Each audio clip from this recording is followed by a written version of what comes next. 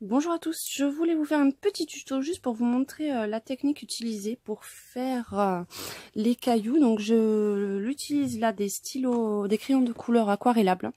Je vous ai fait la présentation, c'est la marque Bic Premier Prix. Et je trouve que ça fait un effet assez sympa, assez naturel. Donc je vais vous montrer sur une petite partie comment j'ai réalisé ce dégradé. Donc pour ça c'est tout simple, j'ai pris ces 3 crayons. Donc il n'y a pas de numéro sur ceux-là.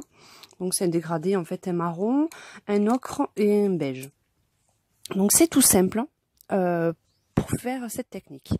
Donc j'essaie de suivre quand même les petit peu les pointillés qui marquent les zones plus sombres du dessin. C'est des petites aides que vous avez sur les livres Summer Night qui peuvent bien aider pour bien marquer ces ombres. Donc c'est tout simple, je passe grossièrement mes crayons. Ensuite, de par-ci par-là, je fais des petits ajouts d'ocre. Pas très grands. Je ne mets pas de grosses quantités, c'est vraiment des petits ajouts pour apporter un petit peu de lumière. Je fais pareil avec la couleur beige. Je fais des ajouts encore plus petits parce que ils sont très très clairs et ou sinon ça blanchit un peu trop le dessin. Donc c'est vraiment des tout petits ajouts.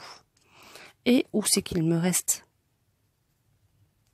du blanc où je ne suis pas passée, je repasse mon marron. C'est vraiment tout simple, très rapide, hein, et ça fait quand même un effet naturel assez sympa.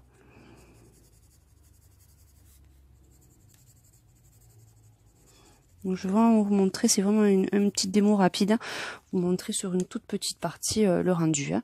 Quand vous voyez qu'il manque un peu ou que ça fait trop marron, n'hésitez pas, vous repassez de l'autre couleur. Donc pour les dégradés, pour estomper les crayons aquarellables, j'ai un petit pinceau avec un réservoir d'eau. Celui-là, je l'avais acheté, je pense, à coloris à Perpignan il y a un petit moment, mais je pense que vous devez pouvoir en trouver beaucoup. Le pinceau est bien, vous avez juste à remplir cette partie-là d'eau et appuyer un petit peu sur le réservoir qui est souple pour faire couler un tout petit peu d'eau. Donc ça évite de trop en mettre aussi avec ce pinceau, donc c'est franchement pas mal. Et là, tout simplement, de façon très aléatoire pour que ça garde un effet un peu naturel et un peu texturisé, je passe un petit peu partout. Donc là, il faut vraiment pas essayer de faire quelque chose de lisse. Il faut vraiment que ça fasse quelque chose de très très naturel, un peu avec des aspérités. Donc là, on cherche pas la perfection, on cherche un effet vraiment tout à fait naturel de la roche ou de la terre, avec ses parties claires, ses parties plus foncées, ces petits traits par-ci par-là. Donc c'est vraiment l'avantage d'utiliser cette technique.